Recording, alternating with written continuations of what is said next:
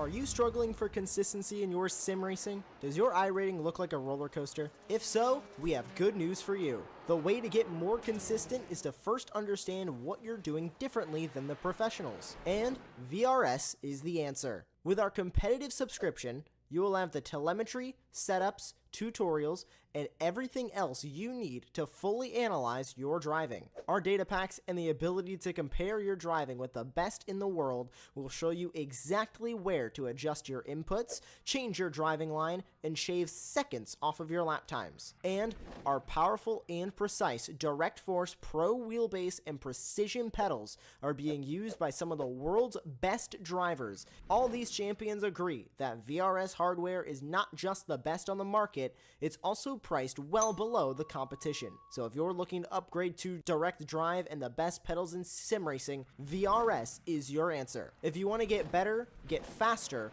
and make it happen sooner rather than later, you owe it to yourself to find out why so many people are switching to VRS. You'll be so glad that you did. Visit www.virtualracingschool.com and learn why the best use VRS.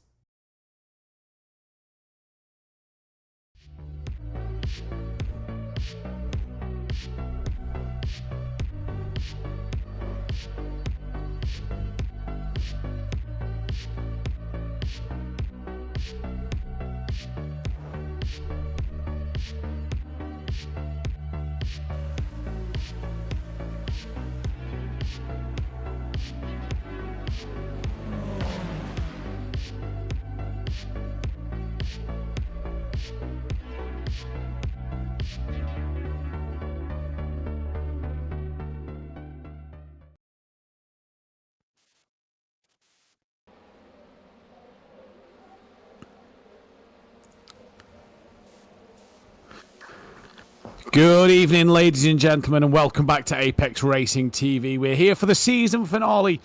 It is the ARL Sportscar Championship, the first season of the Sportscars, and we are here at the Circuit de Spa Francorchamps in the Ardennes Forest in Belgium, ready for a fantastic evening of racing. Plenty of drivers up for the mix in each category for the championship. The team's championship still alive as well, and I'm joined by Aaron Smith and our broadcast. And the man in our ears, Joshua, will be with us as well throughout the evening. Aaron, good evening. And are we ready for this one? I'd like to think so. I've just had a lot of sugary drinks, so I'm pumped for this next hour and a half. And like you were mentioning, we've got some actually pretty good championships going on. I thought after the last few rounds it might have tailed off a little bit, but it's fairly close. I think the only one that I'm basically dead set on is the TCR Pros, which we'll go over the points in a second. But as normal, we have a CGI track map. Where else do you see that? That's one of the most famous circuits in the world, the Spa 24 as well, still to come yet this year. Not only in iRacing, but as well in real life as well. And well, if you don't know Spa, quite frankly, I don't pity you. This is a track that everyone has driven. Down to turn one, it's actually a fairly short run from the start-finish straight, and you usually don't see too many attacks into there. It's just too short of a run. And then up probably one of the most famous corners in the world, even non-motorsport fans know where Rouge and Radion. Then all the way down the Kemmel Straight, down to the tricky, hard braking zone, into the Kemmel, down the Kemmel Straight, and then into turns 5, 6, and 7. And then I've got to say, probably one of my least favourite corners and most inconsistent corners, turn 8. I really hate this corner. You are always going to lock up your front right tyre going down there, and it's just impossible to know when to brake or when to go back on throttle. Then the blind left-hander of turn 9, and then coming into Pouon turns 10 and 11. You flat out a couple years ago in Formula 1 cars. I genuinely am in disbelief that was even a thing. Then down to turns 12 and 13. Again, these corners can be a bit tricky. This middle sector is just about hitting your marks. It's not really about going for overtakes at all through here. Just making sure you get a clean run through here, and that is going to be crucial in this qualifying session. Then through turns 14, 15, and then you can breathe once you come out of the exit of turn 15, just for a couple, about 20 seconds. You come down here all the way to Blanchimont.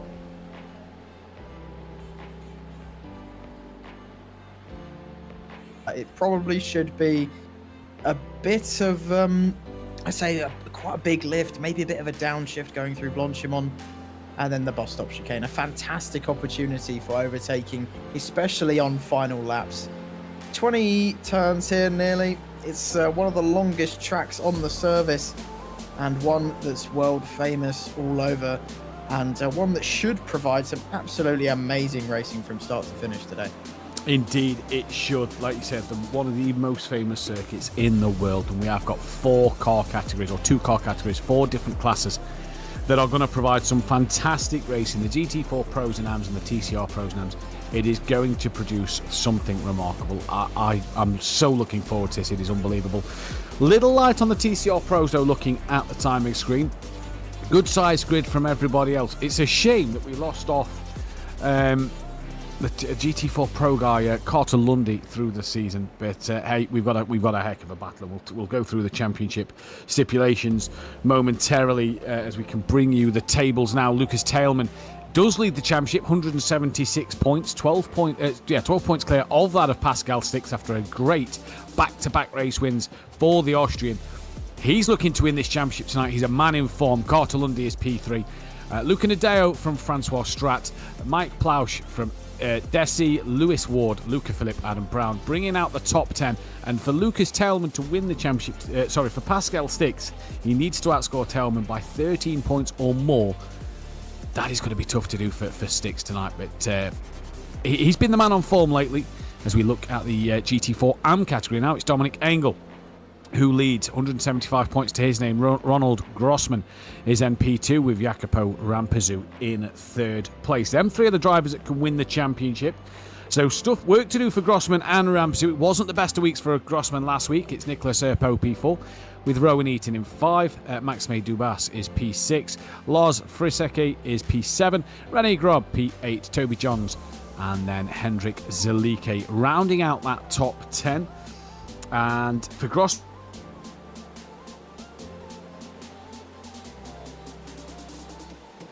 as we head to the TCR Championships, it is Matteo Graziano who has a comfortable lead. This one is pretty much comfortable for Graziano over the others, from Andy Tranquillin, who are the 2 drivers left in the championship battle. Then it is Bonacorsi, Riviera, Harris, Blessy, Marino, Winkler, Ingekamp and Richard Avery not scoring a point this season.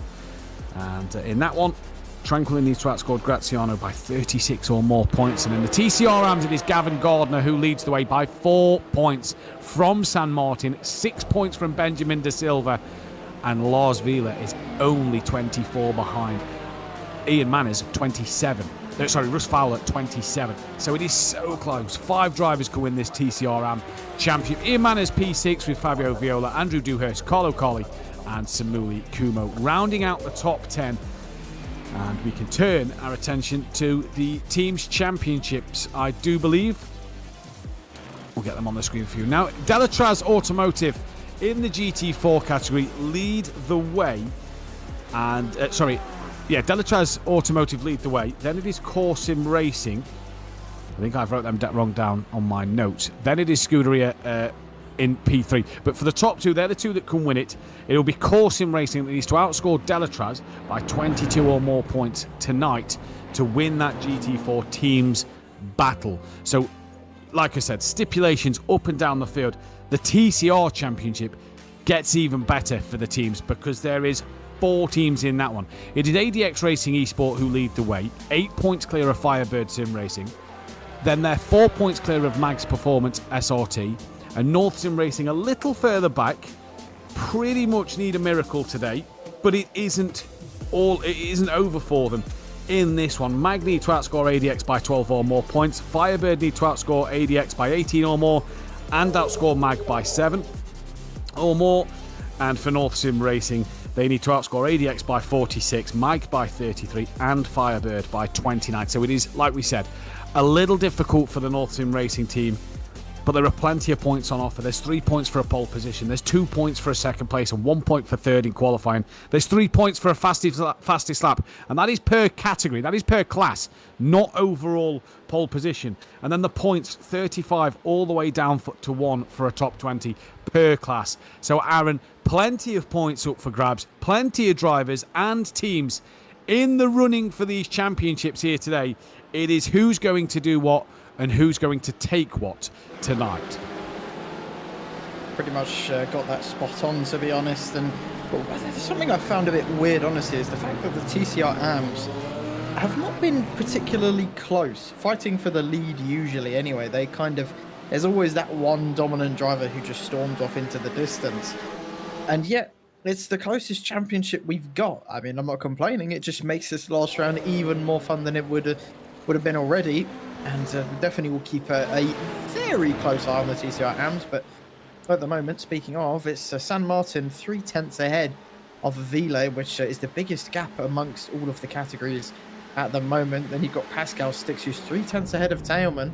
And while Pascal Sticks at the moment is doing what he needs to do, but you know, if finishes like this in an hour's time, it will be Tailman taking that GT4 Pro Championship. But you have to ask yourself, what could have been if Pascal Sticks had maybe just practiced a bit more in the early parts of the season, as he even admitted himself that apart from, you know, before the Nürburgring, he didn't really do all that much practice. He kind of just turned up, and well, ever since he has been practicing, look where he is.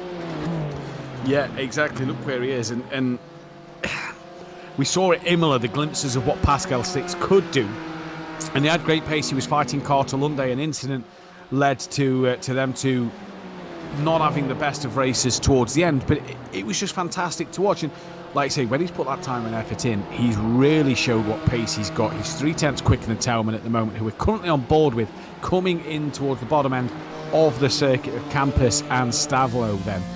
And yeah, it's going to be tricky times. Just looking at the TCR Pros, I'm just going to try and keep you updated as best we can. We was told by Sam from Apex Racing that we have to try and keep you guys up to date with the championships as they go on. With Graziano taking that pole position because the TCRs are done, that is 3 points to his name, putting him on 194. And Tranquillin didn't score a point in qualifying, so crucially now, Tranquillin has got to outscore him by 40 or more points, and there's only 38 up for grabs. So the way I see that, Graziano's pole position has just won him the championship. Yeah, I think you're definitely right on that. And while qualifying's finished, everyone can finish their laps, but it's the championship that we definitely thought was kind of done and dusted anyway. And well, with that pole position, it looks like Graziano has taken that championship in TCR Pro, and it's a bit of a shame that we didn't have more people in that category, but it's still a hard-fought one all the way until the end anyways. At the moment though, we're going to focus our attention on the other ones. We've got Grossman, who's currently on pole by 0.2 of a second in GT4 AM. I still think this guy should be a pro, to be honest. I mean, if he was, he'd be sitting third right now, which is just insane. He's made some incredible progress throughout this season, and well, of course, he is fighting for a championship in that GT4M category. He is necking around this track. He is hustling that car. I don't really know why. He's already got pole position. There's no one else out there that can challenge him for that GT4M pole. Maybe he's trying to get further up the grids on the track. He is only a 10th away from Tailman, and that would be an upset. If he can just gain a little bit more time, you can see he is pushing this McLaren all the way until the end.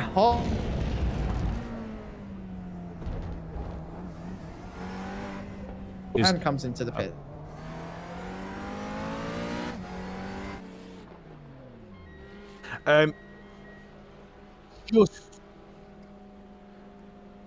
Right, we've just been told in our area that our sound is our voices aren't coming through quite clearly. A few breakings in and out. So we do apologise for these technical issues. We have had pretty much a bad bit of weather here where I am in the Midlands throughout this weekend, and that is continuing at the moment. So we do apologise. We hope that it will sort itself out and be okay for you guys as the programme goes on.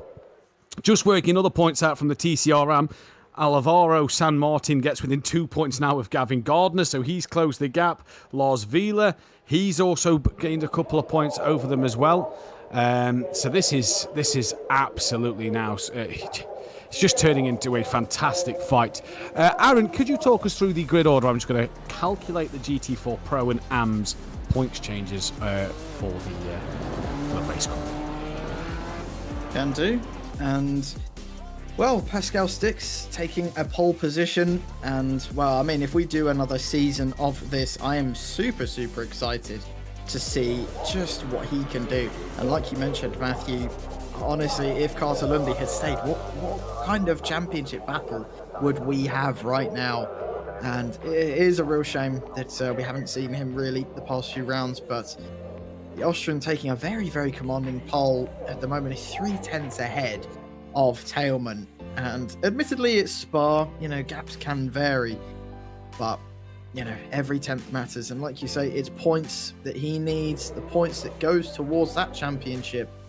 And it just makes that gap a little bit closer and just puts that bit more pressure on the Belgian driver. We're still waiting for the grid. I think we're just waiting to advance the session now.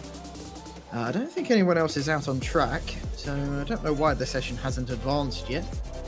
Gonna be honest, iRacing, this would be lovely if you could advance the session. I think it's gone 10 seconds, so One thing I'm wait a little bit longer. Sorry, Aaron. One thing I'm noticing on the timing screens is Dominic Engel didn't get a point in qualifying there. The championship leader in GT4 RAM lost 3 points to Grossman and lost a point to Rampazoo as well. So that gap is now 15 points separating Engel and Rampazoo in third place, and it's 15 points separating Engel and Grossman, 25 points now separating Rampazoo and Engel from first to third.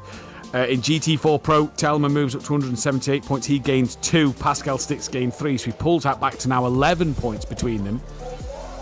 So all these stipulations, all these little points for qualifying for pole, for fastest laps and for everything is just making it very interesting, as Pascal Stix is your pole sitter from Telman. And like Aaron, you said a moment ago, Ronald Grossman, P3 again.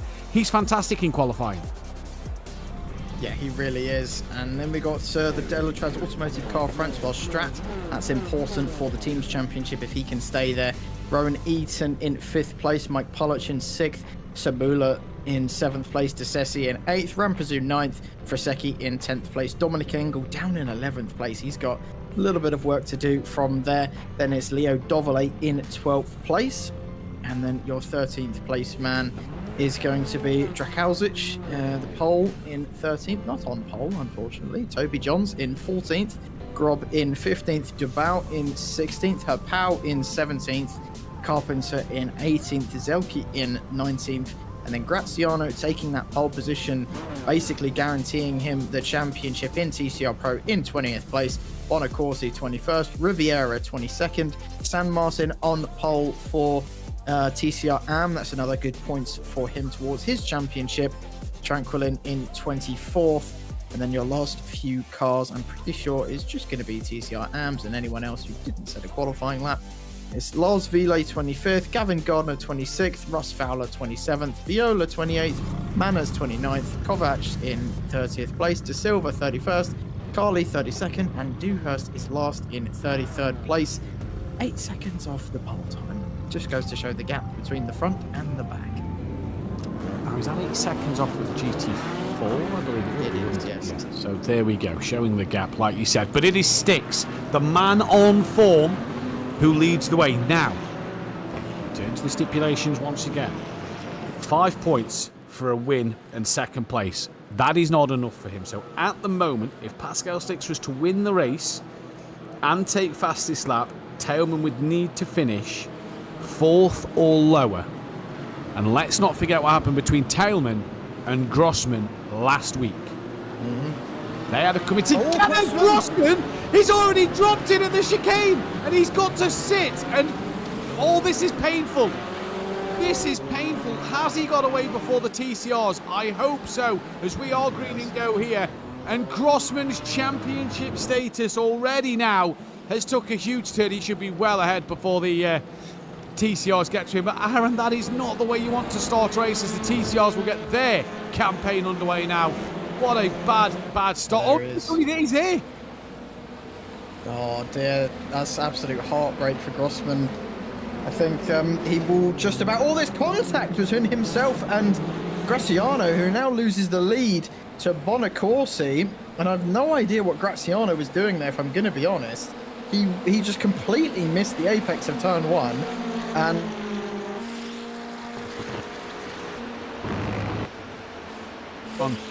Yeah, shortly. that might be a bit of damage for the McLaren. I'm not sure, but wow, that's just heartbreak. He's 16 seconds behind. 16 seconds behind. And I suppose he can take comfort in the fact that Engel had a poor qualifying as we're getting Bonacorsi and Graziano slipstreaming down the Camel straight in towards Le Combe for the first time, where we've seen many an incident break.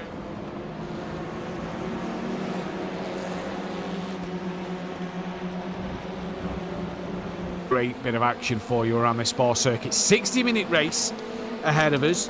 And it's going to be fascinating here to keep our eyes on who does what. I didn't work out the Teams Championship, so we'll have to go through that as we can see the team names pop up. We'll keep our eyes on that throughout the night. But look at Sticks and Tailman. They have left the rest of the GT4 pack for dust, and they are pulling away. But it is a GT4 AM driver who currently sits in third place. That is Rowan Eaton. So the bonus for Grossman is that Rampazoo and Engel do not lead. Now I'm looking here on the timing screens, don't know what's happened somewhere. Lars Fraseke and Toby Johns have both returned to the pit lane, so that is 2 places already for Ronald Grossman, your championship leader at this time. Well, I mean, this race start has been a lot more chaotic than I thought it would be. I kind of just thought everyone would be a little bit cautious on this first lap. I mean, everyone knows how just ridiculous Spa can be sometimes. But wow, I mean, yeah, like you say, Sticks and Tailman just absolutely blasting their way away from the rest of the field. And well, they have got a GT4 AM in between them. Here is what happened to Toby Johns. And that is Fraseke, who's gone for a spin. Oh, dear. Oh, that's huge. Yeah, that's huge coming through Pouon. And Toby Johns, is that Fraseke, who's already lost control of the car? Was there contact with the car in front? I'm not sure. And the silly thing there is, does he have his brakes on? Always put the brakes on when you have a spin. It at least then allows you to not... I think he's just touched the curb here, Aaron. I think he's lost it under the curb. His brakes are on, actually. The brake lights was on there. I mean, that is huge. He was trying to get off the racing line. I think John's just misjudged it a little bit, and it's just one of those. And good thing that accident didn't happen in real life, because I would have imagined that one might have hurt just a tiny bit. But they're in the pits, and they will be waiting a long time for a tow back, and we probably will not see them for a long time, as they are just a huge amount away from the field now. Wouldn't surprise me if they don't come back out at all. That has helped this man get 2 places, and now he's passed Grob into P9 for his championship lead. That is huge for this driver, Ronald Grossman, in his championship quest. Now, I've just worked out the GT4 battles. Corsim Racing, because of Pascal Sticks, took 3 points. Delatraz Automotive took 3 points because of Stratton Tailman. So that gap stays as it was. Now, the one thing I'm going to ask Joshua, who you guys can't hear but is in my ear, the website for the tables has Core above Delatraz. Our graphics show Delatraz about Core. So Joshua, I want you to work out which one is which and which one was correct, so that we can tell the viewers. But at the minute, one of them are on 298 points, one of them are on 274. The gap stayed as it was after qualifying. We'll get the TCR one shortly. Strat trying to stick with the back of him, but you can see Rowan Eaton here coming through Blanchimont in towards the bus stop.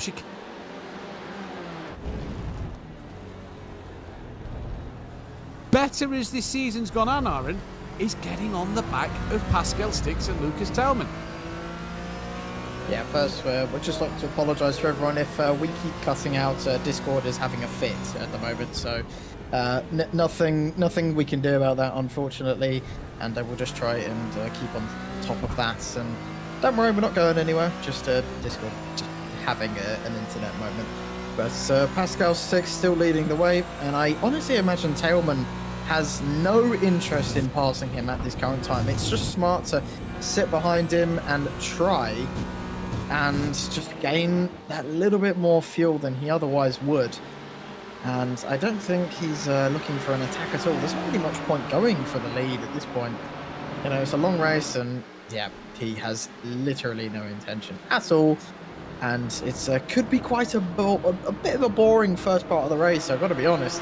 as everyone is going to be trying and saving fuel and probably saving a little bit of tyres as well. This is a long track, there's 2.5 minutes, and fuel can be crucial around here as Tailman just giving Sticks a bit of a bump, heading through Brussels, now coming down into No Name, and well, this could be a long one. And something else we haven't mentioned today as well, Spa can be very, very tricky for off tracks. And well, you can see there just how much Tailman was saving when we went on board with Eaton. He doesn't seem to be saving all that much compared to the drivers in front of him, who backed off about halfway down coming to Puon. And well, that just goes to show the difference between an AM and a pro, doesn't it? It does indeed, and this is where the categories are separated, and for these drivers to try and not only learn for these AM drivers to pick up from this, from the pro battle in front, especially Rowan Eaton, maybe watching that of Rampazoo. You've seen the red numbers flash up on the timing screens. That is a off track, which is why they're flashing red, if you're wondering there. But Eaton at the moment, sticking to the back, and there is a train of about 1, 2, 3, 4, 5, 6, 7, 8 cars, all GT4s, a couple pros, a couple AMs, mainly the pro drivers, right behind Pascal Sticks. And what the thing to sort of note is Tailman's going to look up the inside here into the first part of the bus stop chicane. Does he get it done? He does. Run Sticks out of room though. Now Eaton's going to have a look. Does Sticks get a better exit, as Tailman got it horribly wrong into the first part of it? Eaton's now looking up the inside of Pascal Sticks. Go for it. And he's going to have a look up the inside of Tailman in towards the first corner, up the inside. Late on the brakes, Tailman tucks up the inside. Where is Sticks gone? Because here, where's Sticks gone? Because here comes Strat. Yeah, this has just gone from boring to absolute what the hell is going on. I thought everyone would be sensible, but seems like they've all heard me and have changed their mind. They've thought, nah, we're going racing. I don't know if Eaton maybe tried to go for a move and Tailman thought he's just going to have to go for it to keep onto that position. He is trying to stay in the lead. He's swerving all over the place. He is allowed to do that, but crucially, he's now got Strat in third place. He has got Eaton right behind him, but Pascal Sticks is now down to third. The man who needs to be doing well in this race and leading pretty much at a constant is fourth overall, third in his class. And well, this is not an ideal situation at all. And well, if Francois Strat wants to do his teammate a favour here, he'll try and overtake Eaton and well, just slam on the brakes pretty much. Rear gunner. Be the rear gunner. Oh, that is wide. That is an off track. Yep. Desi needs to get past Sabula here to help. Sorry. Oh, I'm looking. Sticks now going up the inside of Eaton. Then it's saying it's Ploush behind Sticks.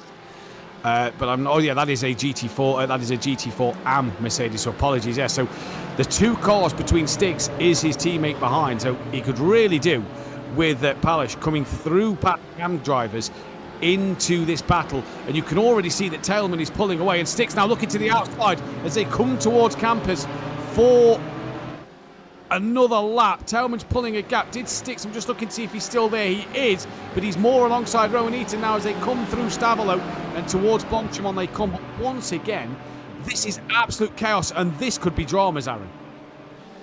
It definitely could be, and Pascal Sticks is just honestly going to want to cry at this point, and I don't blame the man. He's now getting overtaken nearly by Rampazzo as well, and the gap between Tailman and the car behind is already nearly 3 seconds.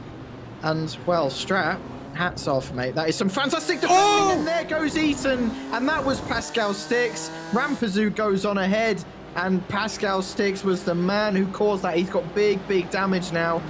And, well, that was just a bit silly going into the last corner. Eaton, I don't think he's got too much damage. Oh, but wow, that's a Sabula who's now up to third place. He's come out from absolutely nowhere. But it's a Delatraz 1-2 out in front, and that is amazing news for their championship. Rampazoo now trying to get past Sabula. And honestly, there's last few laps, I genuinely thought all the way up until about 30 or 40 minutes, this race was going to be dull. Well, they've all proved me wrong, and I'm very happy because this is super entertaining, and they're putting on some great racing. Let's hope they can just keep it clean as we head down the Camel Straight, down into Le Com. Pascal Sticks has to do something here. getting ahead of these amateur drivers. And he does get ahead of Rampazoo, finally. But he's still in 4th place. And, well, 6 seconds to his championship rival. Yeah. And further back as well, Eaton now trying to overtake one of the Mercedes cars. And that's Desi trying to defend from Eaton. Well, Eaton's just gone from, what was it, 2nd on that last lap, all the way down to about, what's this, 7th, 8th overall? Yeah.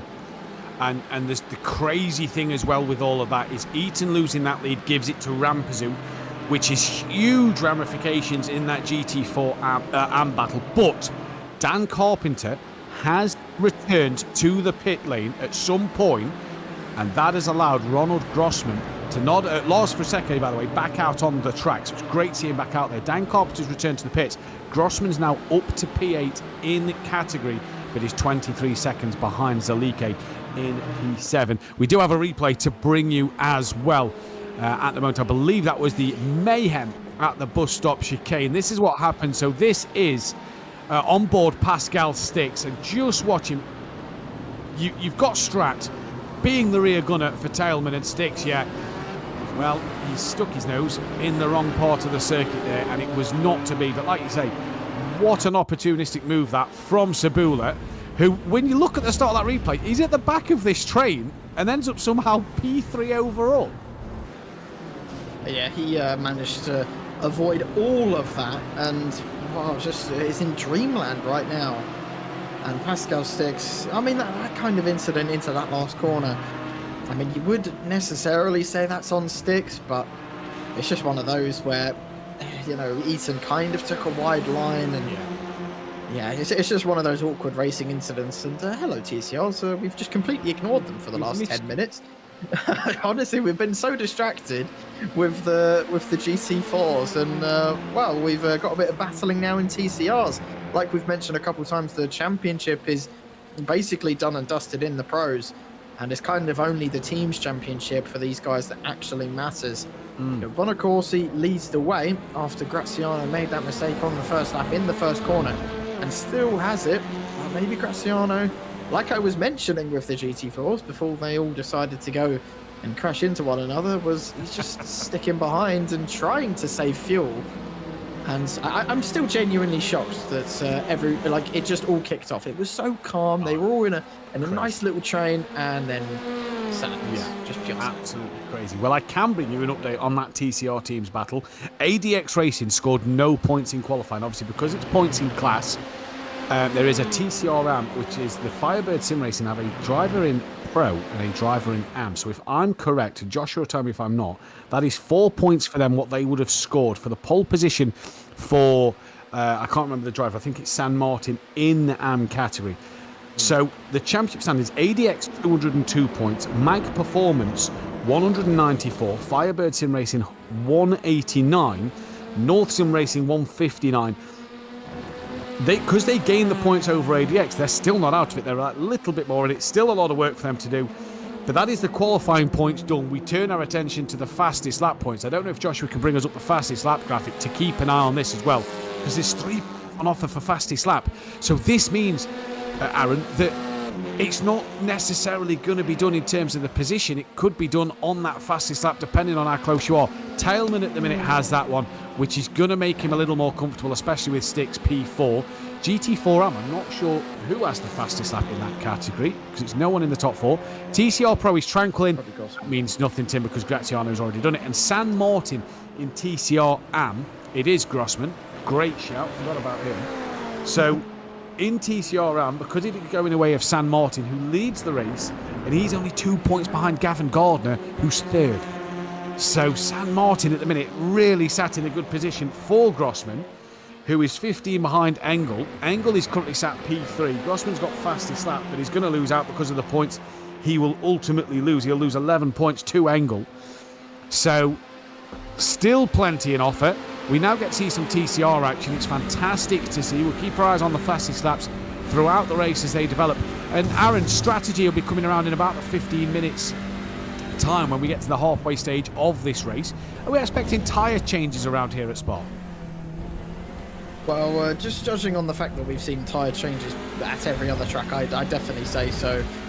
Especially that middle sector absolutely murders these tyres.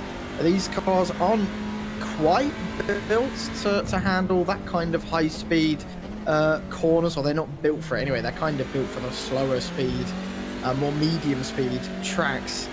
Here at Spa, they're kind of out of their comfort zone. Of course, they can still handle it perfectly fine, but it does put a lot of strain on those Michelin tyres. So I definitely say, I wouldn't say all fours. I think it's definitely going to be a choice of fronts or rears, once again, like it usually is. But tyre strategy is one thing. I think fuel is probably the more curious thing, as people lifting and coasting, sitting in slipstreams of one another, as Graziano just biding his time, currently sitting his head, and you can hear him clutching in there. He has no intention of going for the lead. I've already said that once this race, and then Tailman proved me wrong, so maybe I shouldn't say that again. But at the moment, it looks like all of our championship contenders have fallen short a little bit. You've got Sticks, who, well, basically needs to win this race if he has any chance, but he's sitting down in 4th. Tailman leads, and then in GT4 AM, you've got Engel, who already had a pretty strong lead, is sitting comfortably in 3rd in class, and Grossman all the way down in 8th in class. That's got to hurt for the German. He needed basically a perfect round as well. As we mentioned, Graziano's basically already TCR Pro champion. And then the most interesting one for me is still that TCR AMS. San Martin seems to have the edge on pace, but you just never know what can happen. You never know what can happen. And Gavin Gardner sat second, the current championship leader, with Lars Vila P3. He's still in this. Russ Fowler's P5. Benjamin De Silva doesn't look like he's got a lot in the tank today. So there's a long way to go, though. There's still a lot of racing to have here at Spa. We're only 18 minutes into this race here at Spa in Belgium. Then it's been a great start to this race if you're a GT4 Pro driver. This is Alvaro San Martin, current TCRM leader, with Gavin Gardner there in the background. And that is Lars Vila on the back of him. He needs a miracle. And which was the one? It was the Tranquilin one. I wrote a few notes next to each one to note for the championship, and I basically put for Tranquilin, needs a miracle by outscoring Graziano by 36 points. And it pretty much was a miracle, because if Graziano didn't qualify well, Tranquilin still needed him to have a bad race, but with only 4 TCR Pro drivers tonight, it just wasn't going to happen for him, which is unfortunate. Yeah, definitely. It's basically Graziano needed to retire, which, I mean, even if he had a huge accident, he can just come back out and then just trundle along for the next, however many minutes. So it's a shame, Tranquilin, like we said a couple of times this season, he's just had that little bit less consistency than some of the other drivers. He is still, very, very quick, but just a couple rounds, he's just made a few small and silly errors that have cost him either a chance at the win or maybe affected his strategy a little bit. But, credit where credit's due, he is the only Honda driver left in the... Actually, no, we've got another one tonight. No, I did not see that. It's Kovacs in 7th place in the TCR AMS, who's the only other Honda driver that we've basically seen over the past few rounds, so fair play. It definitely seems like the Honda Civic is not the car of choice in TCR. I'm loving the red and black there. That's nice. It's no Gavin Gardner, but it is a nice looking car. We will miss the pink Hyundai after this week. Obviously, the finale of the Sportscar Championship. Good move there from Kovacs. I say good move. Not the best there from... Was that Viola? I believe he was just overtaken. Who was behind? That's Riviera. It was the car behind him. Yeah, that is... Oh, no, it was Benjamin De Silva who went wide. So he's struggling tonight. The guy who's currently sat P3 in the championship, he's not... I don't know, something's just not working. We saw Benjamin has had some great races this season and he's been up there on the podium every week near enough. Tonight, it's just not going his way. He's just not... Something's not clicking. Yeah, no, and that's kind of just the story of TCRM, to be honest. And I mentioned it during qualifying. It genuinely always is just one driver just seems to have the edge on everyone else.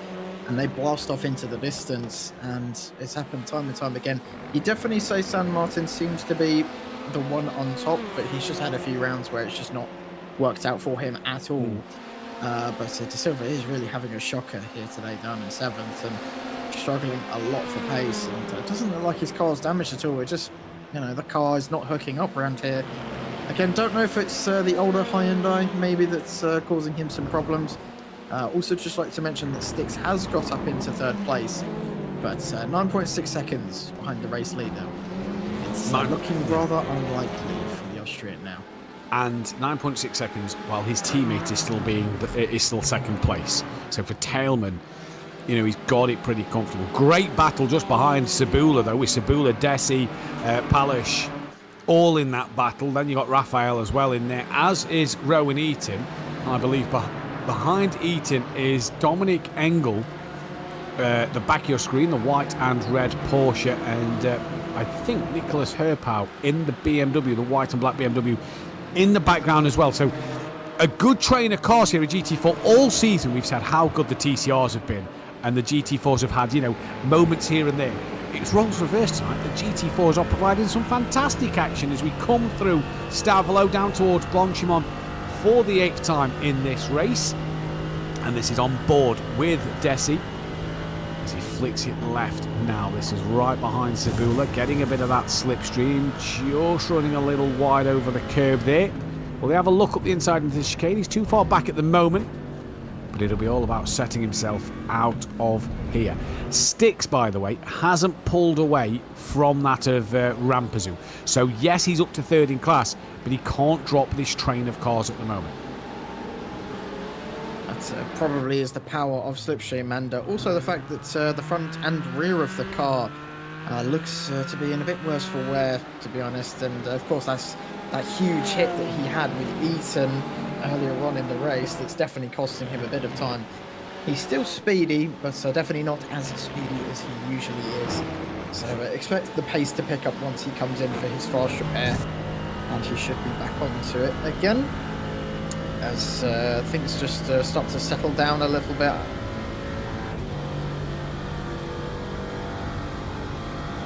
It's just insane, and people are just starting to think forward a little bit, thinking, oh god, how are my tyres doing? I'm starting to feel a bit iffy on these and starting to worry about fuel and think about how they can get ahead of the drivers ahead. This is what plays in drivers' heads all the time in races like this. You're just constantly thinking. Genuinely, in a race like this, your brain just goes kind of on autopilot. But for a lot of it, you're just, hitting your marks, going around the course, whilst just trying to desperately save as much fuel and tyres as you can.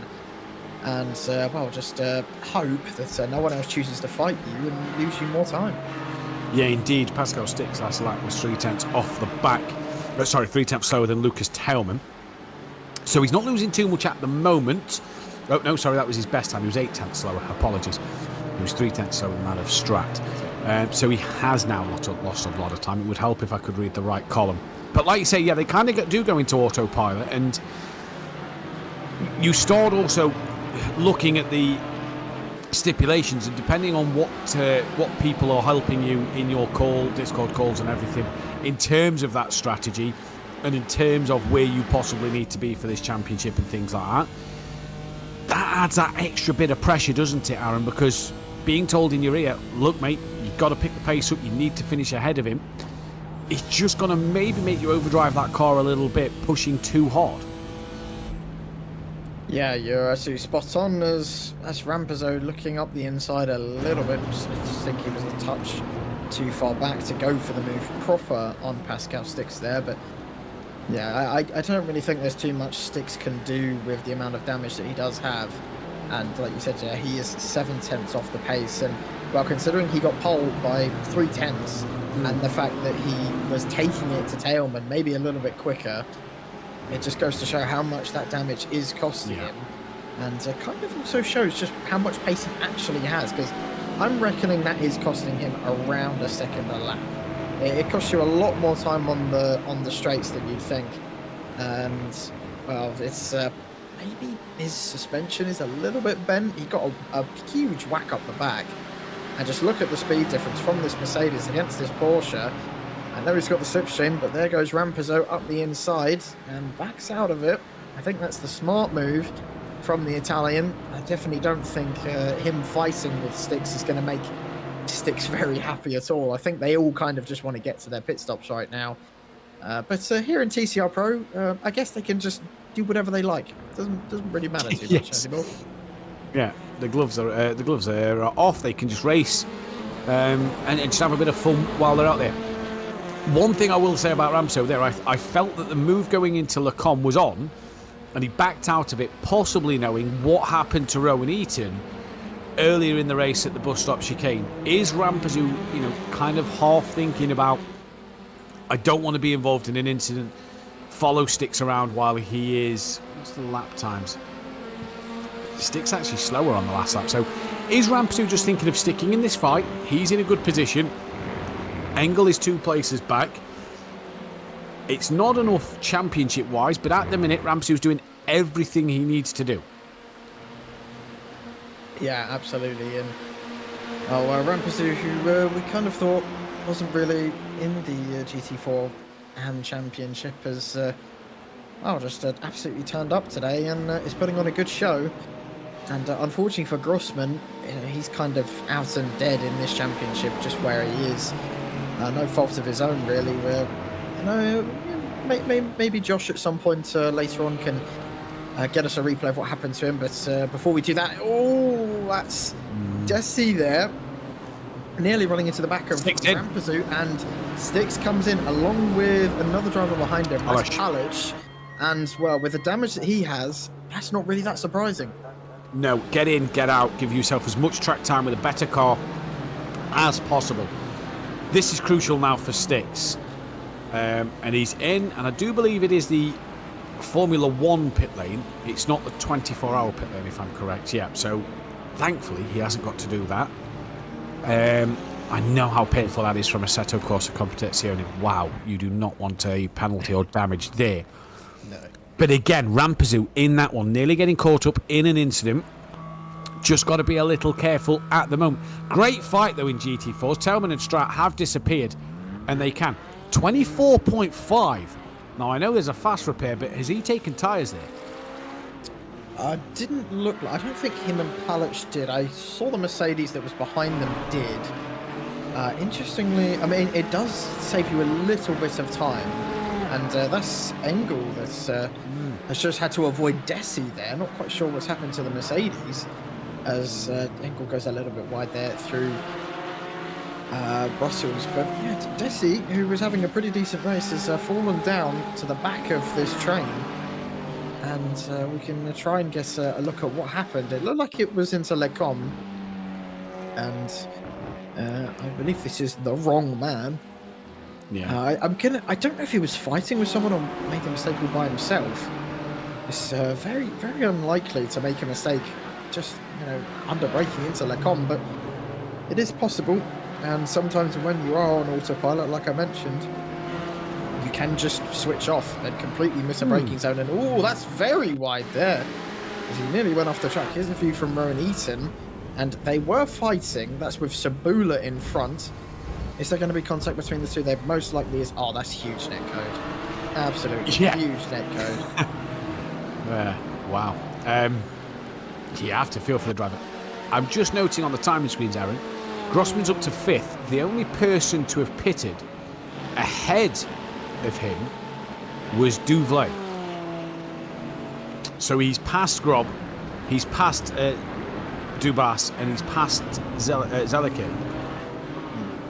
He's up to P5, only gaining over Duvlay into the pit lane. Rowan Eaton's in the pits, Engel's in the pits, Rampazoo and Herpo carry on. So Grossman at the moment is the only man in GT4 AM lapping in the 27s. And he's just done his fastest lap on that of the last lap. As he crosses the line now, does a 28.9. So that's quite... Lost a second. Yeah. Either way, he's finding time here, he's Grossman. And I suppose if Grossman's got the clear air, he can find this time. This is Grossman at the start. Now, did he drop this all on his own? He bounces off the first curb. Is that netcode? Yeah, I believe that's a bit of netcode from Strat. Oh, your heart is going to bleed if that is netcode on the formation lap. Yeah, that looked... I did think it looked a bit weird on that first lap, and yeah, here it is, and yeah, that's huge netcode, and yeah, you've got to feel for Rossman there, and and the trouble is in these GT4s, you can't really flick spin it either, so he's got to do a 3-point turn to get it back on the track, hence why he is so far behind. But had he stayed where he was in qualifying, and I genuinely think he possibly could be close to the leader right now. He's putting in some impressive lap times, maybe not as consistent as the leaders, but definitely has the out-and-out pace to do so. But all Grossman can do now is hope that something absolutely tragic happens to Engel and also to Rampazoo as well. And Desi had a shambolic pit stop. And I'm trying to look at the times, and yeah, he was just in there a long time. There was no penalty. I don't think he took tyres. No, according to the timing screens, he was in there for 29.4 seconds. Yeah. And everybody else has been in there between 24 to 26. So, yeah. I mean, it's no 2 minutes 39 like Lars for a sec, Abe, you know, but hey, he was upside down at one stage in this race. So, yeah, so Desi there, poor pit lane, like you said, lost 10 seconds to Sticks. That's with the in and out as well as the stop time. Strat into the pit lane. So this could be interesting to see where Pascal Sticks is in relation to him, as he is in for his stop. Grossman, by the way, is 14 seconds off of Rampazoo. That is how much he is flying in this race. Well, I mean, 14 seconds is quite a gap, but I mean, yeah, it's again, it's such a shame. He's got some amazing pace, and you know, some other rounds that come to mind, like Zandvoort, where it was in his hands, and just on the last few laps, it just fell away from Grossman, and really unfortunate for the German. He has a lot of potential, as Strat, interesting, behind him, has chosen to take tyres. It's a bit of a mix today. We've got some people taking tyres, some people not. Interesting strategies going on. And again, we don't know which one is better. Here comes Strat and Sticks. They are a lot closer than they were before, as Sticks was a lot quicker than Strat. 3 seconds. That is huge in the pits, and Sticks has had an incredible pit stop compared to the rest of the field. And, well, it would have been good if he was fighting for the lead, but again, this is basically for net second place, I believe. It will be. And look at that, the pit times there. Strat 3.8 longer than Pascal Sticks. That's what's got Sticks right on the back of him here. Bonacorsi pits from TCR. That's the first TCR car in the pit lane. And for Grossman here, he's got ahead of Dubas and Dovley through the pit stops. I believe we have lost Dovley from this race. I can't see his laps counting up anymore.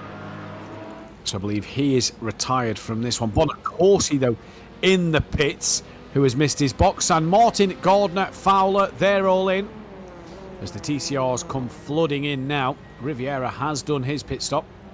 And just look at the difference. 27 seconds stationary time for a Strat. 18 seconds for Riviera. So that is a huge difference. 21.2 Bonacorsi. So TCR's not needing as much TLC as the others. No, definitely not. And, well, they have a lot smaller engines. I think they can, one, hold a little bit more fuel than the GT4s. I could be completely wrong on that.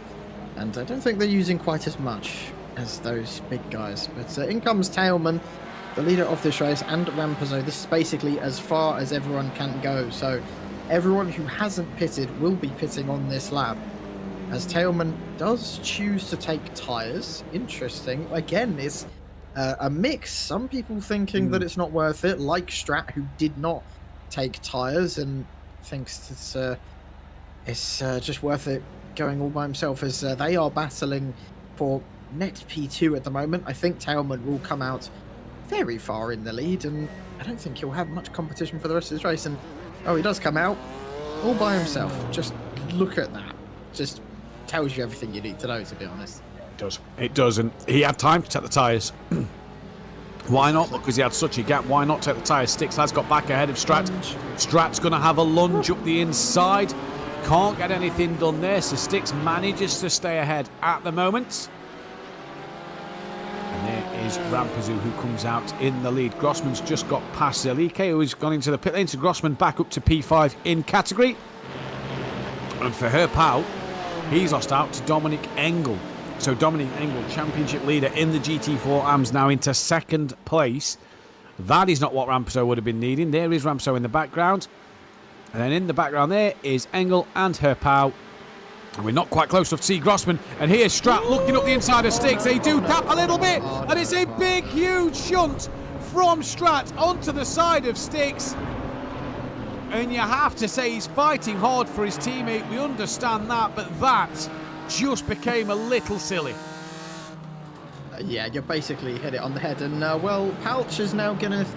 He's going to have a bit of revenge. You know, you take out my teammate. Fine, I'll take you out instead. Let's hope everyone can just keep their heads calm as the tensions are rising a little bit here. As Strat, like you said, was a bit silly there. As Rampazoo is flashing his lights. Not sure who at. Either Palach or Strat as they go side by side through Puon. Strat has broken. I don't know if he tried to brake check someone or maybe has a slowdown. As Strat has nearly come to a standstill. He's just let everyone by. Let Styx through? I think he did. Maybe he accepts that he was in the wrong there. But either way, I don't think Styx cares. You lost him 10 seconds and cost him, I think, what was that, like 5, 6 positions? And, well, if it looks a bit bleak for Styx now, yeah, I don't think I need to comment, to be honest. The Corsim Racing team versus Delatraz Automotive. Still not sure which table was correct. That was huge for the championship. Now all of a sudden there's 3 Corsim Racing drivers in front of you. Yeah, that's... admittedly, I think the Drivers' Championship probably means more to these guys than the teams, but it's still nice to win the teams anyway.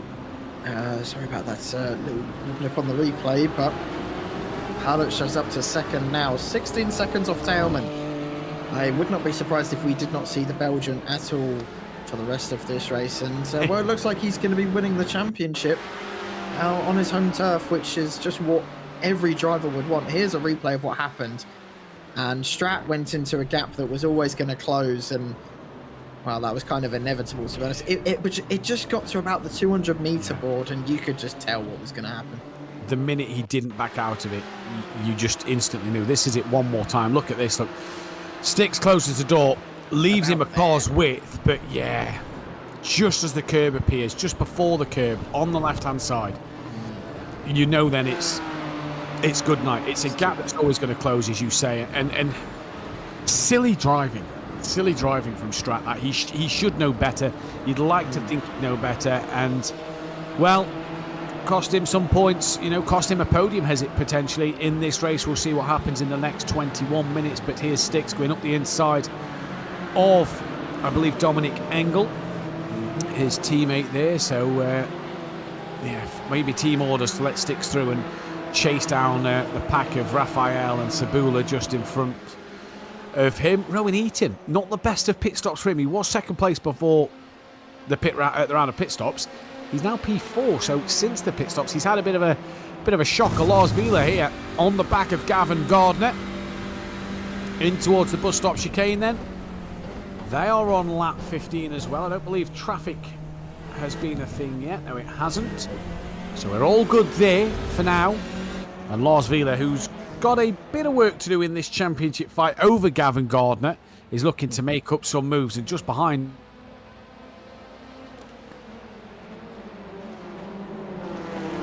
a bit of a miracle, but yeah, and again, Vila running that fantastic BMW livery on a Hyundai. Yeah, and I'm still just baffled as to how that's allowed, to be honest. But you know, game is game, I guess, and well, he's running nicely in third place for it. So, you know, fair play to the man. He's got Russ Fowler all over the back of him.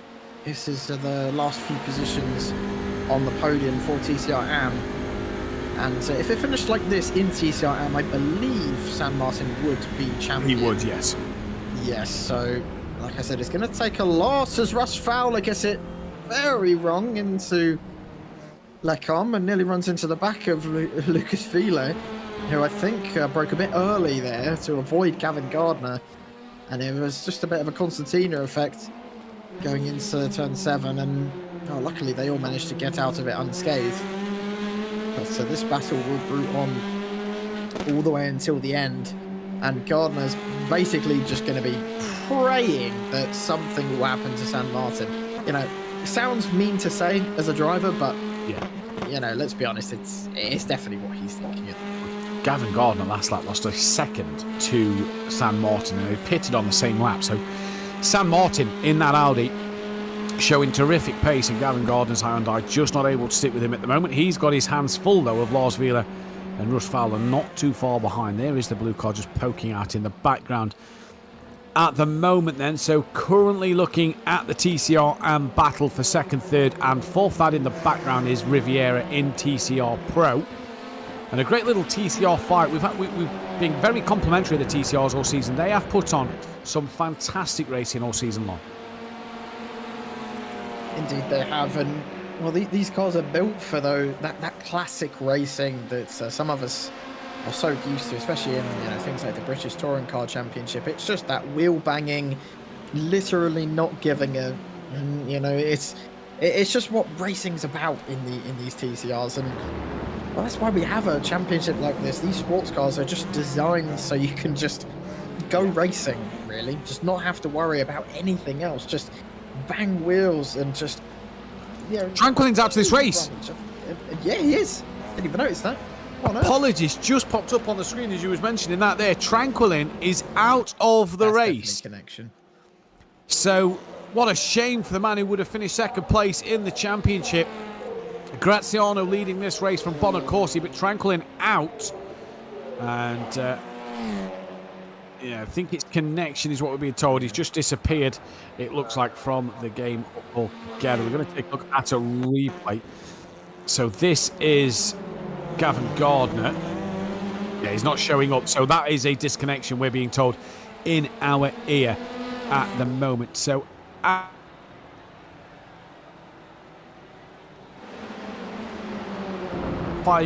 it is now that he is champion. But yeah, the TCR's put on a great show all season long, and GT4 Pro tonight have gone a bit TCR-y, haven't they? A bit touring car-y in the way they have drove tonight. Gloves off, wheel banging. It's an hour's race, but who gives a damn? They have been absolutely fantastic. Once again, if you are just joining the broadcast, apologies if there is any sound issues. Discord is having a few technical problems on their end, which means that mine and Aaron's voice will not be coming through as clear, or will keep breaking up every now and again. This is Discord problem. We do apologise for these technical issues, and appreciate everybody who is still watching the broadcast and watching some fantastic racing. Strat still down in 6th place, so after that incident with Sticks, he's not really got onto the back of the pack and hasn't caught them at all. Yeah, not really. And I think, honestly, now, at this point in the race, everyone's kind of broken off into their small little groups about where they probably should be. And amazingly, Pascal Sticks is not putting down the lap times I would have expected from him. Now, just looking at the way this race has gone, I know Sticks had damage for a lot of it, and his confidence has probably taken a knock. But just looking at the pace, I think Tailman would have had the edge on him anyway. He's pulled out everything that he's needed to today, and we know Tailman is not the best qualifier, but my God, in the race, where it matters, he will pull everything out the bag to make sure that he will win. And well, that's why it's looking very likely that he will be crowned champion in about 15 minutes time. He's been absolutely fantastic in the races all season, whether it's been Carter Lundy or Pascal Sticks. Not had the rub of the green though the last couple of weeks. And you have to say the same for Ronald Grossman as well. You think back to Nordschleife and you think back to Road Atlanta. Both Grossman and Tailman didn't have their best showings. They didn't have their best races, and that is possibly what is going to cost Grossman in this championship, but the other has brought Sticks into this championship battle, because if Tailman had carried on his form pre-Nordschleife, he'd have probably wrapped this up last week, if not done it in qualifying. Yeah, definitely. And Sticks is just the last person that basically could challenge him. And like we mentioned a couple of times, Lundy, the man who looked to be the favourite at the start of the season, has just not really shown up recently. So, this is some close action. That's Ross Fowler going for 2 positions in one corner. That's Gavin Gardner that he's just overtaken as well. Very impressive stuff from Ross Fowler. Something we've not seen from him really that much this season. Well, fair play to the man. That's absolutely incredible. Gavin Gardner still giving it all it can. Round the outside of Brussels we go. Lucas Vila still trying to put a nose in. Don't forget, Riviera's still in here as well. He's just behind these guys, just watching on, just hoping that they all can keep it clean, that he doesn't get involved in this 3-car battle. Now, it's incredible, this for the podium. Just been told on the Discord chat that Lars Vila is driving without any audio at the moment. He's had a problem on his end. He has no audio. So he's in this fight for the championship. He's in this fight for a podium place in TCRM. He's got no sound. He can't hear his car. He doesn't know when to change gear, up or down. He can't hear the revs or anything. So Lars Vila at the minute, if he suddenly just drops off, we know why. There's probably not been a problem. He just can't hear the revs. So he is working overtime in that car at the minute. And to add some drama into the mix, they've now got Riviera, the TCR Pro driver, who's been gifted a P3 in TCR Pro, on the back of them. Yeah, Riviera's just... I don't think he'll get involved in this fight too much. He lifted massively there through Bonchemon and very much saying, yep, no, I'm not doing this. I do not care. And for those of you who don't think that sound doesn't really matter in a racing game, or especially a sim like this, trust me, it does. You get so used to it that it's basically... The best way I can describe it is it's like turning force feedback off. It really can be that bad. I have had it a couple of times where my headset has just gone flat in the middle of a race, or for some reason has just stopped working. And genuinely, it is horrible. You rely on listening to the tyres, you rely on listening out for those revs, up and down shifting. And also, it helps listening to, you know, your surroundings to kind of get an idea of where other cars are. And, you know, maybe if there's an incident up ahead, and of course your spotter is hugely important. So, you know, one can pray for Lucas Vila. It really is that horrible. It really is that horrible indeed. This is Jacopo Rampazou, current leader in GT4 AM, and he's currently got Pascal Sticks right up the rear of him. He is 4th on track at the moment, just behind Cibula overall. But there is no points for overall. It is points for class win, and that is what Rampazou is after as we head into the last 11.5 minutes here at Spa. With it being 2.5 minutes per lap, we've got about 5 or 6 laps left in this race. And in this championship, in this season, which has been, Aaron, absolutely fantastic. And once again, testament to Apex for putting this fantastic championship together. And it's been a great series to commentate on and to watch as an audience member. I'm sure there's been some thrilling times this season in which they will all look back on and go, oh, that, good move at this circuit. Great drama at that one. And yeah, it's been a fantastic season, but it's not over yet. There is still 10.5 minutes left to go in this championship. And these GT4s have kind of been a good... We've seen the GT4s at this stage of the race get a little spread out, get a little space, not a lot happen, and they're still a good group of cars here that one mistake for 1 or 2 of these drivers, and we are having a huge fight yet again.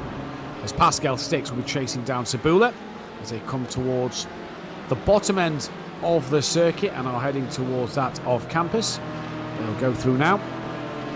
And for Rampazou, Herpo has actually got in between Engel and Rampazou, that I've just noticed on screen. Grossman 9 seconds off the lead. So what did Rampazou need? Rampazou needed to outscore Engel by 27 or more points. That probably isn't going to happen, because I do believe Grossman's got the fastest lap. Who's that's wide? That is a TCR driver, so it doesn't really matter for these guys. In fact, I do believe that is Graziano, who's got such a big lead, he stopped before the bus stop chicane. It wasn't Graziano. I don't think, no. I don't think it's Graziano. I think that was De Silva, I think, who was the one going slowly, as he's just a bit no man's land right now, so it doesn't really matter for him. But yeah, at the moment, the GT4 AM looks to be the most interesting championship we've got. Of course, with Tranquilin having his connection problems, it's basically 100% Graziano is the TCR champion now. We can no longer deny that. TCR AM, if it finishes like this, it will be San Martin.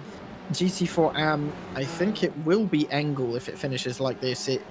If something needs to go horribly wrong for Engel, for him not to win this championship now, as Grossman is all the way down in 5th, like you said, and Rampazoo is leading, but it's just not quite going to be enough. And as we've mentioned, Teilman will be the GT4 Pro Champion. A little bit less short on the teams at the moment. Yes. Because the graphic we showed had Delatraz above Core.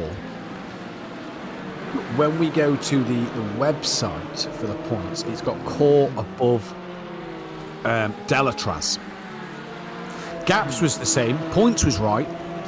It was just Core and Delatraz. So that one may be decided. We might not be able to tell you which one that goes tonight, but we can 100% confirm the drivers. And in terms of that TCR battle as well, we've got ADX, we've got Mag Performance, Firebird Sim Racing, North Sim Racing, all scrapping it out. So it's going to be interesting there. Sabula has been overtaken by Pascal Stix, as Stix is back onto the podium. And I believe it's his teammate Palish who is second place, 3 seconds up the road. Do we think that he's probably just going to yield and let Stix through? It's not going to make any difference, but just in case. You never know what could happen to Teilman with 8 minutes to go. We've seen it before where TCR lapped traffic has got in the way of a GT4 car. Although that driver, who has done it a couple of times this season, is no longer on the circuit. He's out of this race. Yeah, so a little bit less stress for some of these GT4s, but even still, it's I think here around Spa it's a lot easier, it's less stressful, it's fairly wide, and you've got quite a few straights just to breeze on by the TCR, so I don't think traffic should be too much of an issue. And this is their first time that they are coming across traffic, and we're nearly at the end of the race, so you know, I think we'll be fine, to be honest. But like you said, you never know. But the only thing that I can think of in terms of the Teams Championships and why it's wrong on the website is, and I remember doing this from Apex series before, the Teams points is only from the top 2 who finish. Like, it's the 2 highest scores in each round. Okay. And on the website, Core Sim Racing, it shows all 3 of Palic, Stix, and Engel. So my guess is they've added all 3 of those drivers, which they shouldn't have. But on live timing, it's correct, if you see what I mean. I do. Only thing I can think of. Whereas Delatraz only have 2 cars, so that one's correct. So Aaron, well done. I'm glad you managed to figure that one out. So pretty much, this could be game on then, as that is Rowan Eaton getting on the back of Engel. For the Core Sim Racing team, then, at least Dominic Engel looks like he's going to take home the Drivers' Championship. Palic and Stix will be looking to then take that Team's Championship, depending on which 2 drivers will score the points today. It looks like possibly them 2 scoring the highest points, 2nd and 3rd, and Engel's 3rd in class. For now, because Rowan Eaton is right up his rear end. Fowler's managed to pull away from Gardner, so whatever's happened to Gardner on that timing screens, he just hasn't had the pace today, which is a shame for Gavin. Coming into coming into this one championship leader, and it just hasn't gone his way. Just looking at the timing screens, Pascal Stix starting to consistently lap now in the high 27s. Just too little, too late for him, though, isn't it? It's a shame. Yeah, and I still get the feeling that Teilman would have the edge. I mean, Teilman doesn't need to push at this point, so we're not going to see his true pace. He can just cruise until the end now. He's got, I think, including this lap, it's going to be this lap, next lap, and then one more, I think. If my maths is correct. But it is known to be wrong, so I can be wrong. This could be the penultimate lap next lap. It just depends on how much Teilman backs off and sort of, lets Let's a few seconds, because I think it's going to be seconds to start one last lap. As we said that there might not be any more traffic left in this race. God forbid something happen here. The leader of TCR Pro pulls to the side. The leader of GT4 Pro goes through. And Lucas Tailman can now wipe his brow. The sweat is gone. He can bring this home. Nice and comfortable. He hasn't put a foot wrong tonight. He got past Sticks. Great racing. And it was all what happened behind two Sticks from, you know, the incident with Strat. Sticks got caught up with Eaton. That has hurt Sticks' championship. This man has just drove a perfect race tonight. He has been fantastic. Yeah, this is more like what we're used to seeing from Lucas Tailman. Just like you said, the last 2 rounds. Admittedly, Road Atlanta wasn't really his fault. That was just a cluster of 3 cars trying to go into one gap, and obviously it didn't work. But yeah, this round is more like the Lucas Tailman we know. And like I said, he's winning it on home turf, which I guess in a sim means a little bit less, but surely at Spa, as a Belgium, winning the biggest championship in this series, it's definitely going to feel good. 100%. 56 minutes and 55 seconds. That'll just tick to 57 minutes momentarily. And it is 2:27 a lap. He's still not there yet. So he'd have to be on 57:43 by the time he crosses the line for this to be the penultimate lap and for him to start his final lap.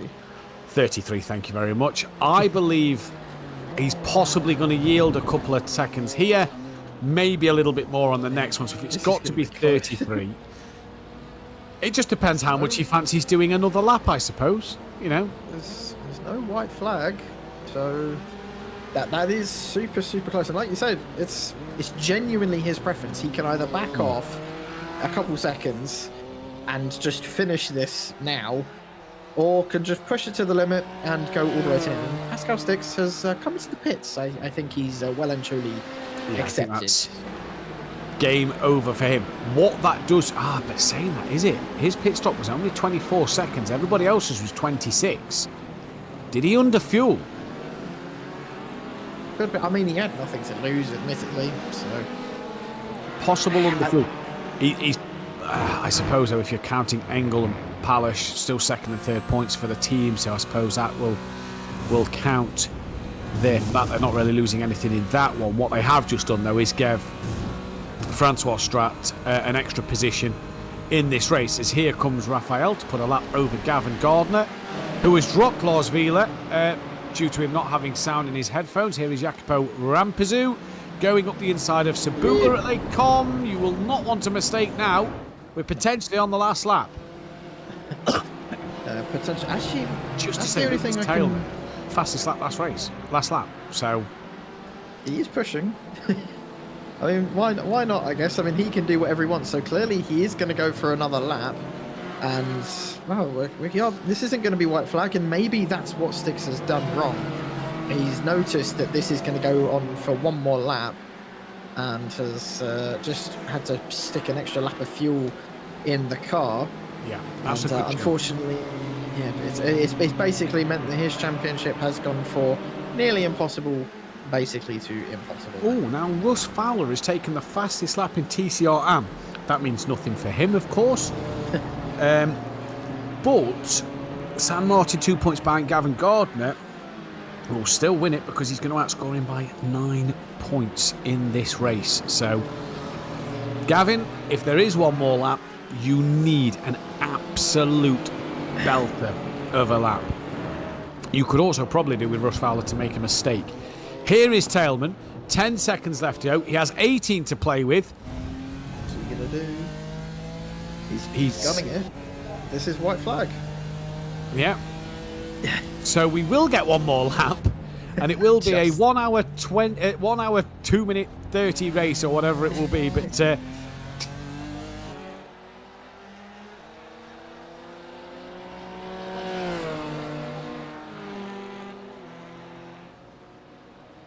he will be the champion in this series. What this does do, though, is it gives San Martin a chance and Russ Fowler a chance to have a mistake. It gives Engel a chance for a mistake, and that is not what Engel will want to be seeing, because Grossman is right up the rear end of the two TCRs in the background. He lets Eaton go. Now, I'm surprised Grossman hasn't tried to get past these two TCRs before the source. You will not want to be behind these up through Eau Rouge and over Radion. He's not going to get San Martin done here, is he?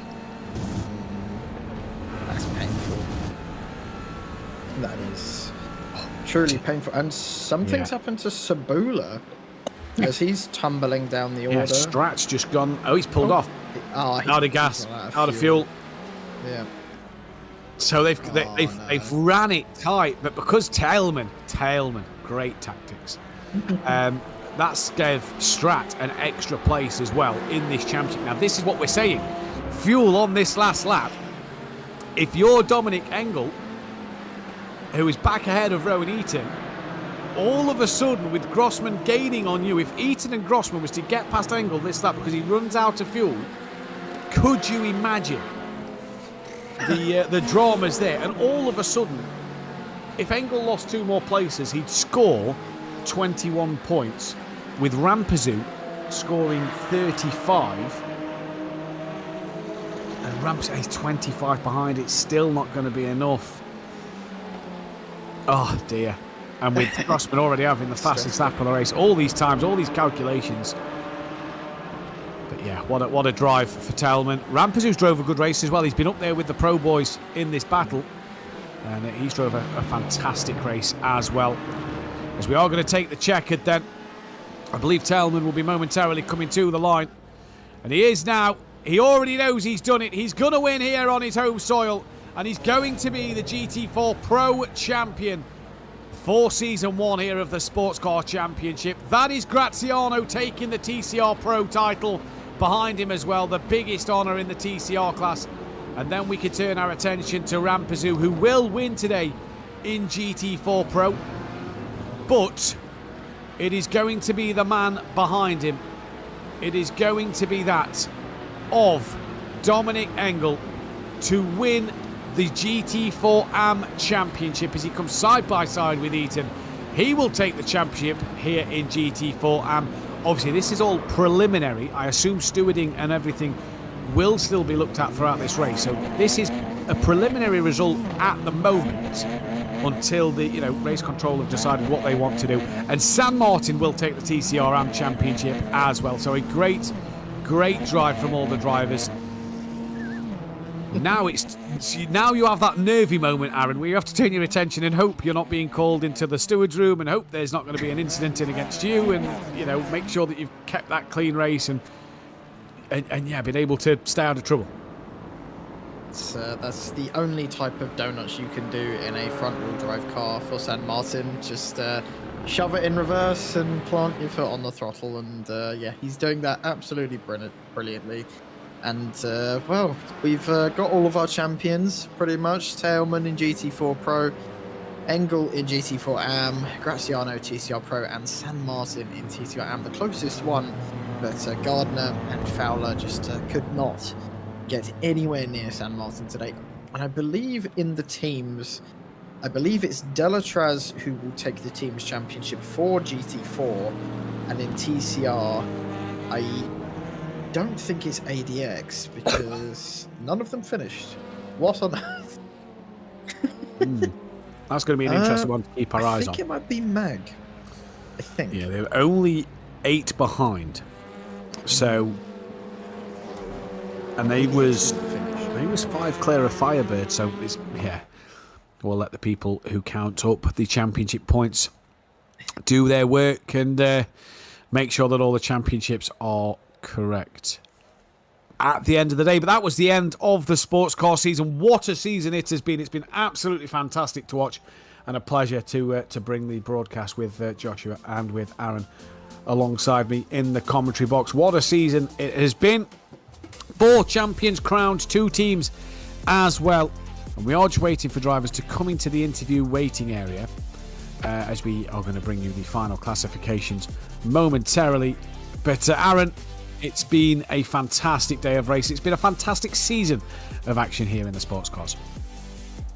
Yeah, it really has. And honestly, for next season, if we are doing a next season, I just hope that we can get more people doing it. As unfortunately, some of the numbers in the categories have dwindled slightly, but I truly believe if we can get people on this championship and consistently coming here every round, it's just going to be unreal every single round. And it makes me think as well, what if this had the traditional heat format instead of a long haul race? It would be just even more insane. Yeah, indeed it would. A few replays on your screen now of the action today, and it all started very early with Grossman getting a netcode tap on the rear, spinning him right around, and that is not how he wanted to start his day. He got close at the very end, but wasn't close enough, and it was chaos more in the GT4s, a few more of them than the TCRs today, but it was a little touring car-esque from the GT4s today. But that man there, Lucas Tailman, he stuck behind sticks for as long as he needed to, and when he got past, he did not look back. No, he did not, and well, he's a worthy champion, and I believe we can talk to the worthy champion, as I will drag him up and give him a quick interview with our GT4 Pro champion. Well, Tailman, it was a bit intense over those last few rounds, but this one was calm and collected from you. You've done it at your home track. Just talk us through your feelings.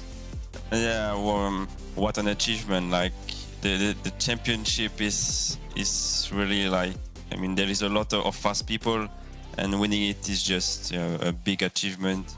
A big thank you to the team, because I can't do it without them, and yeah, just I'm just so happy in the world for that.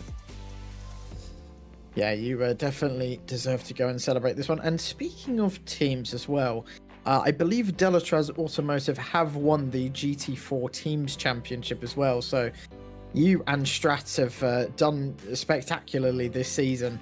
And just talk us through, like, you two as a teammate going in throughout this whole season. Yeah, the team did a massive job. I think unfortunately we didn't win the team championship by 2 points. That will depend on penalty after the race. But yeah, we work as a team, and a big thank you to Francois for what he did this race, and for all the championship, like with the setup. We knew before championship that the BMW wasn't be the fastest car, but we took it, and we are happy with this choice.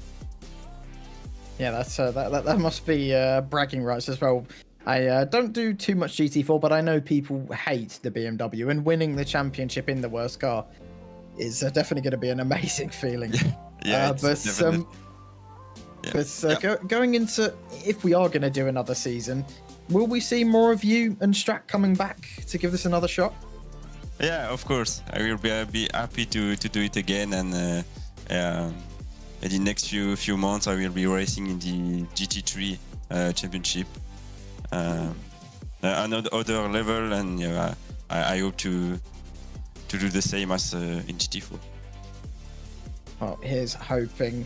And well, Lucas, it's been an incredible season for yourself and your teammate as well. And before we let you go and celebrate what's definitely been a deserving championship for you, one more time, anyone you want to mention or give a shout out to? Yeah, it's very emotional for me, but yeah, thank you to the sponsor, Major Garage, PC Design, Delatraz Automotive, and my parents, all my family, and all the people who is involved behind the scene, for the setup, for the strategy. Thomas Bourg, my engineer during the race, and yeah, thank you to all the people. Thank you to the viewer to have watched all the race, and I hope to see you soon, guys. Well, we hope to see you back on here as well. Congratulations, Lucas, and well, go and celebrate. Thank you. I will do it great. A very happy Lucas Tailman there. Let's get San Martin in as well if we can, and we're going to chat with him. Very good race. Oh, The TCR Pro Champion, Alvaro. Congratulations, TCR Pro Am. TCR Am, apologies, champion. That must feel really good. thank you very much, and thank you for this championship. It was pretty fun to be in. It was a good race from yourself today. You look like you had the best pace in the category as well. Gavin Gardner just couldn't keep up with your Audi. It was pretty good from yourself. Yeah, it was a really good race. Starting from the front, and also the pace wise, I think Russell Fowler was pretty quick too. He was catching up at the end, but for the rest of the race, it was okay. I was just doing the laps and trying to win. Obviously, the pole position really gave you what you needed points-wise to take this championship. The race was then a little easier, you'd have to say, in the fact that you managed to get such a good gap. Yes, I was aiming to the pole position, and also I was trying to do the fastest lap on my category, but couldn't do it. Russell was a bit quicker than me, but I think it was really good. Yeah, it was really good. If there was to be a season 2, would you be back in the Audi in the TCR category? I don't think I will choose the Audi. It was a harsh car to be in, but I will be back, but I don't know which car yet. Going to be very interesting, Alvaro. Finally, as well, anybody you'd like to thank?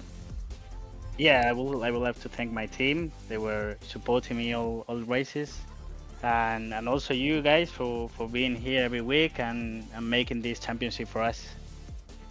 Well, thank you very much, Alvaro. Go and celebrate the championship win. Congratulations Thank you.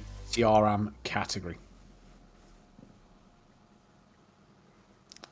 And that, Aaron, a very happy Spaniard in terms of his championship win. I think we've got time for one more. Do you want to get Dominic Engel in, and we'll have a chat with the GT4 AM winner?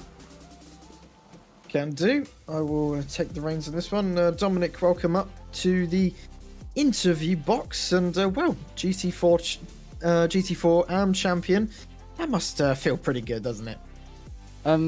Yeah, I sort of doesn't really feel like it's actually happened, because I mean, round 1, fair enough. I had a lot of pace at round 1 because Sebring's by far probably one of my best tracks.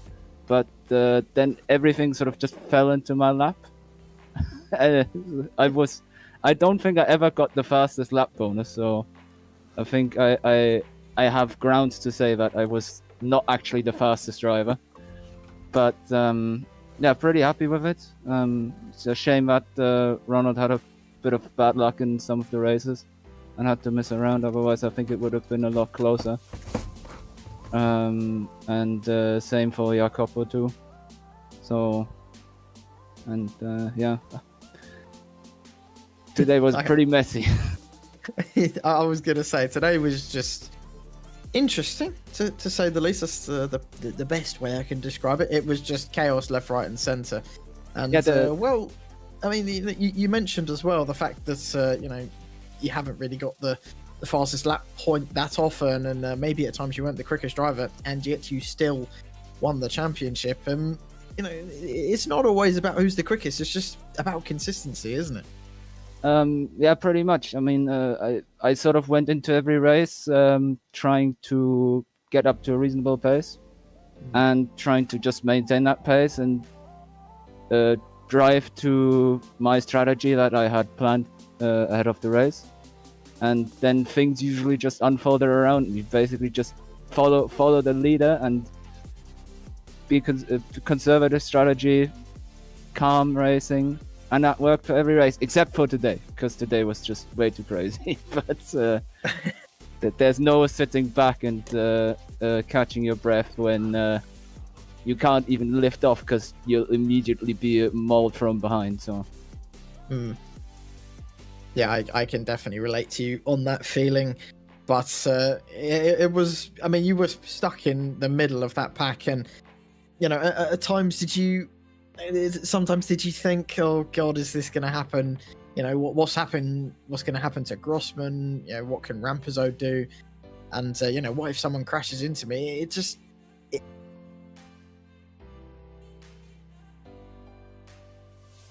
dropped score, which meant that I had my dropped score, which meant that I was relatively comfortable. I didn't.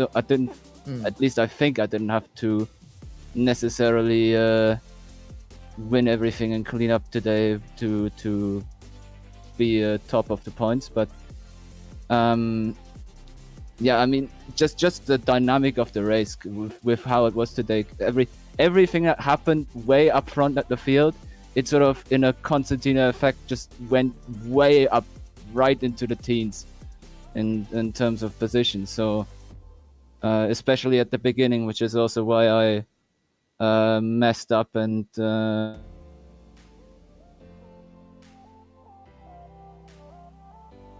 believe it just. Oh, there we go. Yep. Yeah, I'll let Dominic carry on. But yeah, okay, don't worry. But it's yeah, I mean, took me 7 races to have an incident, I guess, or 6 races, and then that one of race 7. But yeah, fun series. I hope there's a season 2 at some point, maybe late this year, next year sometime. I think most of us are definitely hoping that there will be another season. It was an incredible watch throughout all of the season. Well, thank you, Engel, for joining us here in the commentary booth. It's been an absolute pleasure to speak to you. And before we let you go, anyone you want to give a shout out to for this season? Yeah, obviously everyone at Core, my team, who, well, we just sort of went into it just as a fun thing, and then the competition level escalated quite quickly. But I think we stuck with it quite well, and yeah, obviously you guys for the broadcast, and with fun. Hopefully, hopefully we can pick it up again like this next time if there's another season. Yeah, we're all hoping for the same. Thank you, Dominic, for coming and having a chat with us, and enjoy the championship, mate. Cheers. See you guys. And that then was your GT4 AM champion, Dominic Engel. We got to hear from Lucas Tellman and from Alvaro San Martin as well. Aaron, it's been an absolute pleasure all season to work alongside you. It's been fantastic racing, fantastic action here in the sports car, but it's come to an end, and we hope for a season 2 later on in the year. This isn't the last time this week. You'll get to hear me and Aaron in the commentary box. We'll be back on Wednesday for the Oman Racing League. I can't remember the full name of the title. We got to see round 1 last week. They're at Laguna Seca on Wednesday, so we're looking forward to that one. And there's much more action coming up on Apex Racing TV as the week goes on as well. Yeah, that's really brought the end to it, to a fantastic championship. Aaron, any final words from yourself? Well, I just hope that we get another season like this, and I hope it's not a studio broadcast. I want to actually be doing the commentary this time. I've already been robbed of the Porsche Cups. I loved that season we did a couple months ago, and they took it from me. I'm sad. I hope we get another season. I do as well. But that is all we have time for here on the Apex Racing TV channel as well. Thank you to Joshua, our broadcaster, who's been in the background. You don't hear him, but he's done amazing work bringing you all the replays and all the action that you've seen all season. Thank you to all the drivers as well as partners here at Apex Racing TV. We'll see you next time, though. Goodbye.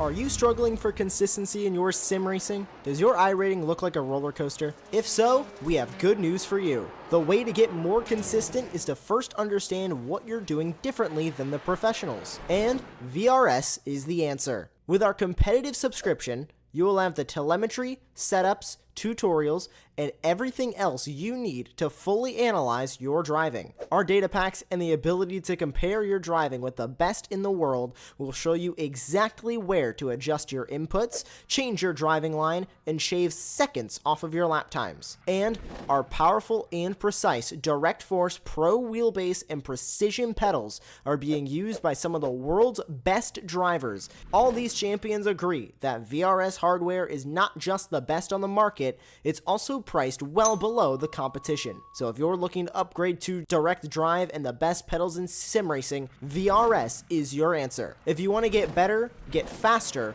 and make it happen sooner rather than later, you owe it to yourself to find out why so many people are switching to VRS. You'll be so glad that you did. Visit www.virtualracingschool.com and learn why the best use VRS.